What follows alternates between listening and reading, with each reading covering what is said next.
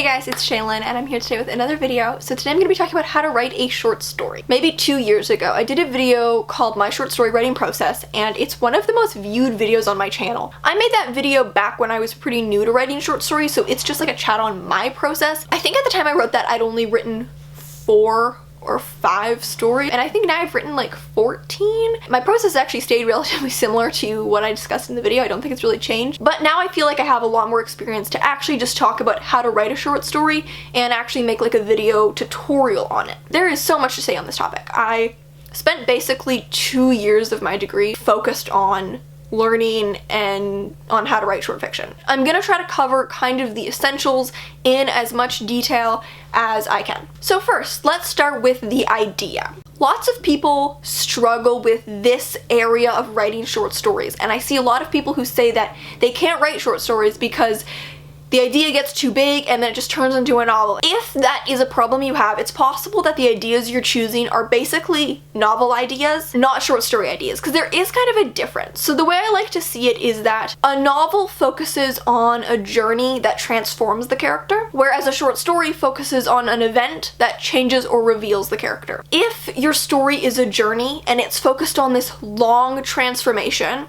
then it might be a novel. If your idea is more focused around an event, a smaller change or revelation in the character, it might be a short story. And ultimately, don't be scared of whatever idea you have. A short story doesn't have to be a simple idea. Short stories are actually one of the best forms to explore really strange ideas because you can just get really experimental. I think short stories are probably better for experimentation than novels. It's easier to carry an experiment for a couple thousand words than it is for 90,000 words. So in the end, don't really be scared of what idea you have, even if it's really, really bizarre. But kind of just think about that distinction between transformation and change and journey and event. So let's start with some kind of just general principles to keep in mind. So first of all, short stories are extremely versatile. They range from like the flash fiction side, which I'm not really going to talk about flash fiction. I don't really have experience writing flash fiction. Everything I've written has kind of been the 2,000 to 8,000 range. They're extremely versatile in structure, in concept, in form, just everything about short stories is extremely versatile. That's why I think short stories are such a great form for people learning how to write, because you can try so many different things. You can try literally anything, and it's not the commitment of a novel. So the first thing that I would say when approaching a short story is, you might not know this on your first draft, but at some point you're probably going to want to figure out the crux of the story. The crux of the story, or what it is you want to reveal about your character. And generally in a short story, you're kind of focusing on this revelation you want to make about your character. So at some point you're going to want to identify this. I talked about this in my video on character. I talked a bit about what's called the dark room. Basically, it's that really deep-seated thing in your character. Like, I think about it as if your character was in therapy, it's that thing the therapist would have to spend years uncovering, and it's the thing that we never say on the page, but it's what the story is about. Just basically the crux of the story. Some people might call this the purpose of the story, or kind of what it is the story is accomplishing, but at some point you want to identify that, and I'm going to be referring to the crux of the story a lot throughout this video. You also want to identify the tone or central feeling or emotion. With short stories, you're probably going to want to be focused in on a relatively narrow, specific emotional note rather than a big emotional range. In a novel, you'll have a big emotional range, but a short story is probably going to be a capturing of a specific emotion. It's probably going to be steeped in a specific emotion or feeling, and I think it really helps to really think about the tone or atmosphere that I want my piece to have. I also think it helps to think of an event rather than a theme. I know I was talking about thinking of the crux, but the crux isn't really the theme. The theme would be the ideas in the story, and you can run into issues when you set out to write about a theme rather than a person or an event. Stay grounded, and what's grounded is with your character. It can be a problem when you set out to make a big statement about humanity. Instead, try to find what you're saying about this specific person. And also, it's not wrong to tell a story that's just an interesting story.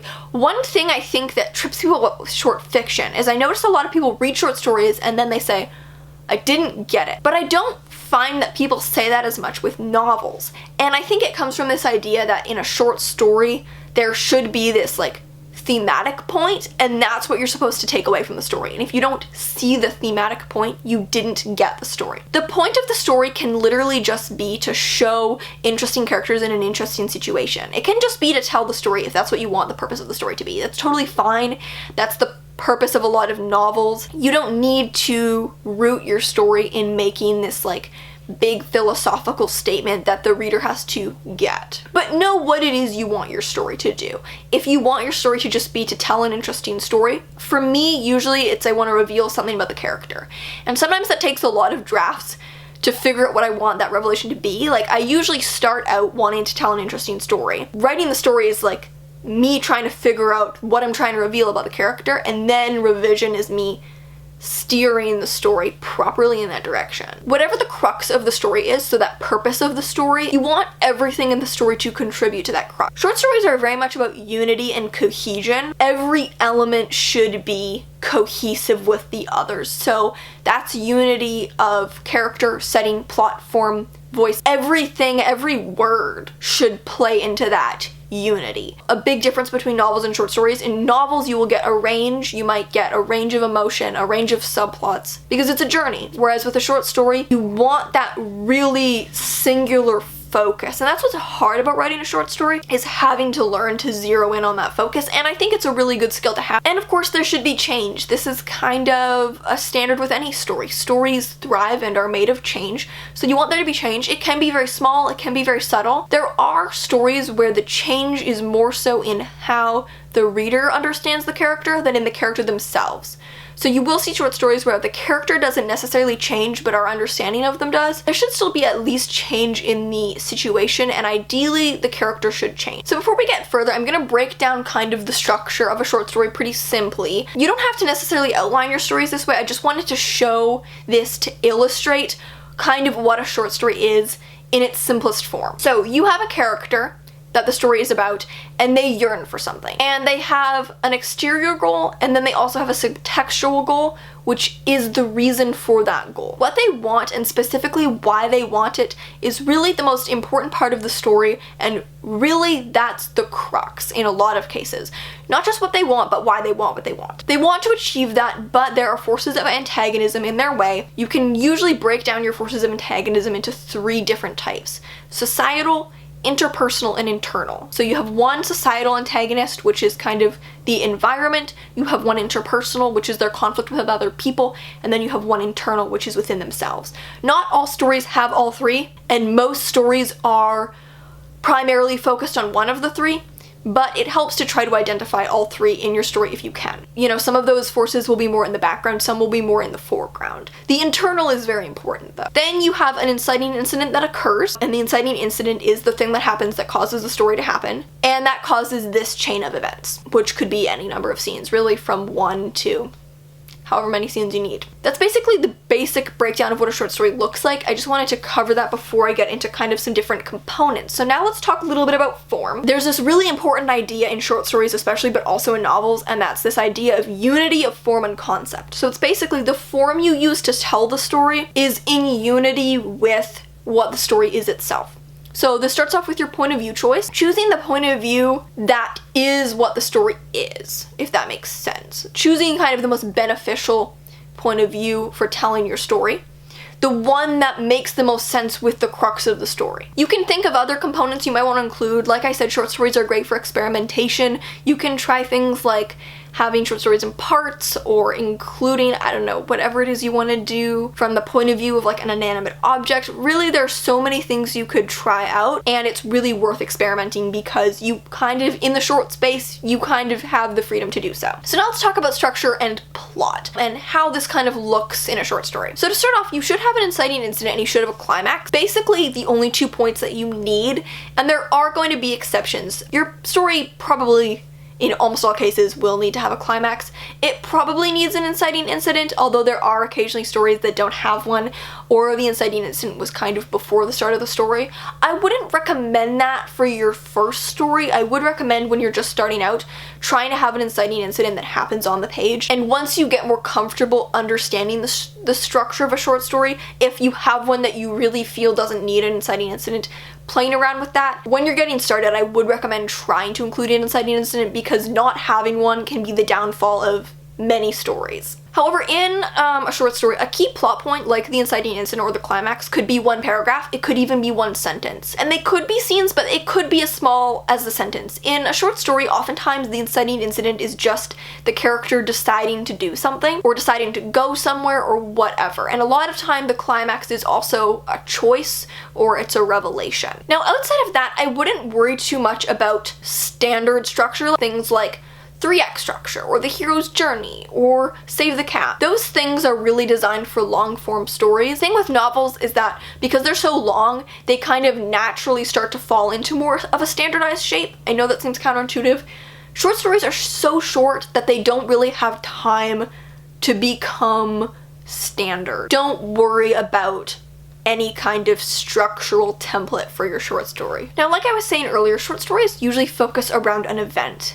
This doesn't mean that necessarily the whole story takes place there. Oftentimes there's kind of a core event. It might be the inciting incident and then the story is reaction to that. It might be the climax and the story is lead up to that. The whole story might be one scene. But if you're struggling, I would ask yourself what the core event of the story is. In Melting Point, which I'm using that because I think a lot of you guys have read Melting Point, the event of the story is burning down the house. That happens at the end of the story. It's the climax of the story, but it's also the goal of the story. Like, the characters are setting out to burn down this house.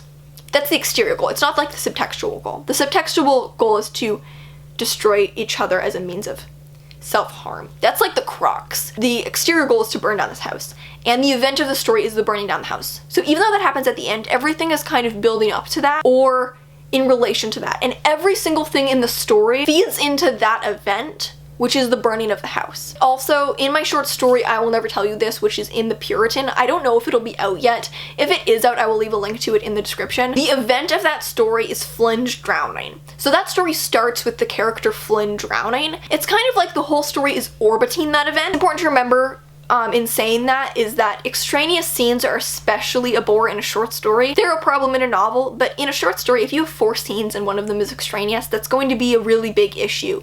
You want to be as efficient as possible and really think about only telling us what we need to understand what the crux of the story is. Like, stay very focused on that crux and that event and don't try to get too much outside of it. Your character might have other interesting components of their life and you might let some of that seep into the narrative, but as soon as you get too much into full scenes that aren't in relation to the crux and the event, then it starts to become extraneous for the context of this story, even if it is interesting for the context of the character as a whole. One thing that's really key in short stories is that there's clear causal relation between all of the events. Again, everything should be tied together by the thing that it orbits. When you look at your story as a linear chain of events, it might not be linear in the actual piece. Short stories don't need to be linear. If you were to lay the events out linearly, you want there to be clear, causal relationship between all of them. So every event causes the next event. And even when your scenes are non-linear, you also want there to be a causal relationship in the non-linear plot as well that explains why the story is being told in this order. Even if scene A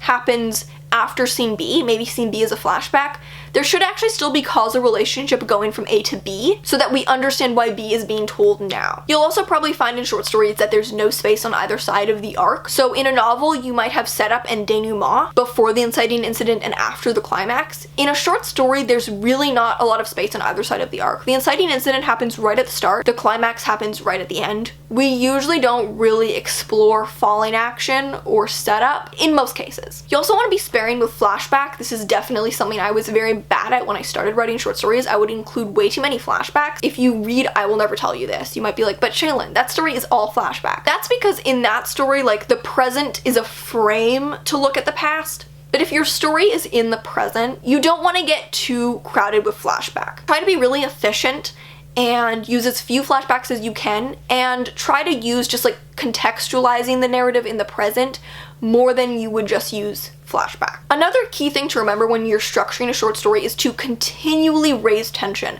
Never resolve tension. You do not have enough space in a short story to at any point resolve tension. In a novel, you might, raise tensions, close tensions, open new ones. In a short story, never close the tension until the end. And with each scene, you want to think about whether or not the scene is escalating the tension or not. If that scene isn't escalating tension, you maybe don't need the scene, or something is fundamentally not working with the scene. Now, when you're thinking about the end of a short story, most short stories will end one of two ways.